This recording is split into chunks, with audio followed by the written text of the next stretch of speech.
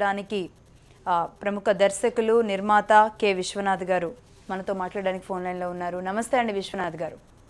నమస్కారం. విశ్వనాథ్ గారు, మీరు అంతా ఒకసారి కలిసి పనిచేసి ఉంటారు. మీకు ఆయనకి ఉన్న అనుబంధం ఎలాంటిదండి? అనుబంధం అంటే ఒక సంగీత ప్రియుడికి, అంటే నేను సంగీతజ్ఞుడిని కాదు, ఒక సంగీత ప్రియుడికి ఒక భగవంతుడికి ఉండేటువంటి అనుబంధం.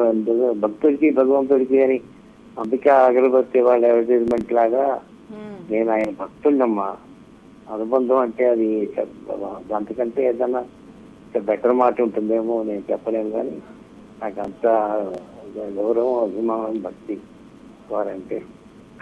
ఎప్పుడు కలిసినా అంత ప్రేమగానో మాట్లాడేవారు నాతో. నేను ఒక్కడిని మంచి సినిమాలు, ఇట్లాంటి క్లాసికల్ మ్యూజిక్ సంబంధించిన సినిమాలు తీస్తున్నానని మెచ్చుకోలు చెప్పేవారు. అన్నీ జరుగుతూ ఉండేవి. అలాంటిది అనుబంధం, అలాంటి ప్రేమ, అలాంటి వస్తుంది అన్ని పోయినాయి వాళ్ళ నుంచి. ఇలా గ్రేట్ ట్రెజర్ అన్నమాట మనకి.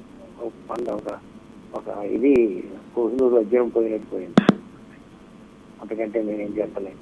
అయితే విశ్వనాథ్ గారు, మీ సినిమాల్లో కూడా ఎక్కువగా సంగీతానికి ప్రాముఖ్యత ఉండే విధంగా సినిమాలు తీస్తూ ఉంటారు, మీరు కూడా అన్నారు. అంటే ఎప్పుడైనా ఆయన మీ మూవీస్ని ప్రస్తావించడం, సంగీతానికి మీరు ఎక్కువగా ఇంపార్టెన్స్ ఇవ్వడాన్ని ఆయన ఎప్పుడైనా హర్షించడం జరిగిందా? జరిగింది. సాధారణంగా నా పిక్చర్ ఏదైనా ఉంటే చూపించడం అలవాటు. అలా సంగీతానికి ముఖ్యంగా ప్రామాణికంగా ఉన్న సినిమా ఉంటే చూపించేవాడిని. చూపించి కథ కూర్చుని మాట్లాడేవారు. ఆయన చాలా అప్యాయంగా ఉండేవారు. చాలా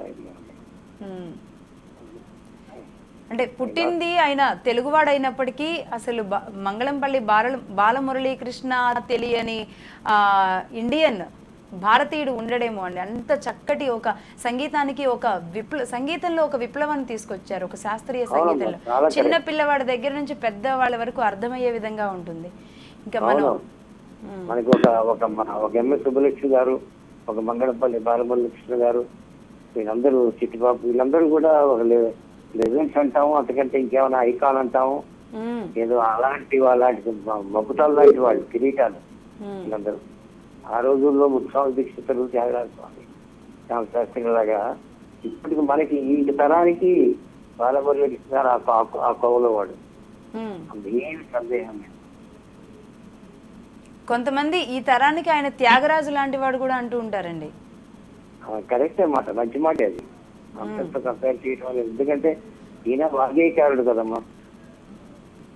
అందుకని అంతలో తర్వాత ఆయన నాకు తెలియదు కానీ, నాకు ఆ సైన్స్ తెలియదు కానీ, బట్ ఆయన చేసిన ఎక్స్పెరిమెంటేషన్ అంతా కాదని చెప్తారు. కాల జ్ఞానంలో కానీ, మిగతా వాటిల్లో కానీ చాలా బాగా చెప్పుకుంటారు. మరి ఇలాంటి వాగ్గేయకారుణ్ణి ఎప్పటికీ ప్రతి ఒక్కళ్ళు హృదయాల్లో నిలుపుకునే విధంగా చిరస్మరణీయంగా ఉండాలంటే ఏం చేయాలంటారు? మీ సూచన అండి. గవర్నమెంట్ వాళ్ళు నంది అవార్డ్స్ అనౌన్స్ చేసేటప్పుడు మంచి క్లాసికల్ మ్యూజిక్ సంబంధించింది ఒక అవార్డు ఆయన పేరుతో ఇన్స్టిట్యూట్ చేయాలి. ఈ స్టాచ్యూస్ వీటికి పెద్ద నాకు నమ్మకం లేదు కానీ, బట్ అది ఉన్నా కూడా మంచి కాలేజెస్ లో కానీ అక్కడ కానీ ఇలాంటి వారి ఒక ఫలకాలు కూడా ఉండాలి. చిన్న హిస్టరీతో మన మ్యూజియంస్ లాంటి దాంట్లో కానీ, మ్యూజికల్ కాలేజెస్ లో కానీ కేవలం ఆయన పేరుతోనే ఉన్న ఇన్స్టిట్యూషన్స్ కాకుండా మిగతా వాటిల్లో కూడా వాటి వారి స్టాచ్యూ ఉండాలి తప్పకుండా. థ్యాంక్ యూ వెరీ మచ్ అండి విశ్వనాథ్ గారు, ఫోన్ లైన్లోకి వచ్చినందుకు థ్యాంక్ యూ వెరీ మచ్ అండి. ప్రముఖ